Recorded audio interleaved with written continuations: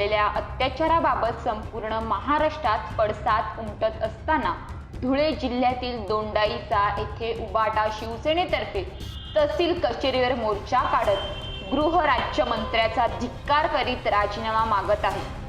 देशातील महिला सुरक्षित नाही, सरकार या विषयावर गांभीर्याने पाहत नाही। कोलकाता येथील डॉक्टर महिलावरील अत्याचाराची घटना ताजी असताना महाराष्ट्रातील बदलापूर येथील आदर्श शाळेत चिमुकल्या 2 मुलींवर अत्याचाराची झालेली घटना फार वेदनादायक आहे। त्या संदर्भात पोलिसांनी घेतलेली भूमिका, गुन्हा त्वरित दाखल न करून घेता आरोपींना आणि शाळेच्या प्रशासनाला पाठीशी घालण्याची भूमिका ही फार वेदनादायक आहे।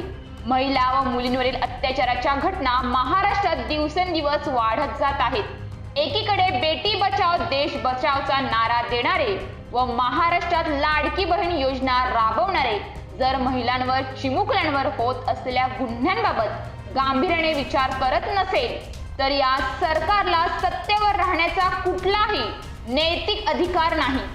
दोंडाईच्या महिला शिवसैनिकांनी लाडकी बहीण योजना अंतर्गत मिळालेले 1500 रुपये परत घ्या, परंतु आम्हा महिलांना सुरक्षा द्या अशा शब्दात प्रशासनाकडे दाद मागितली।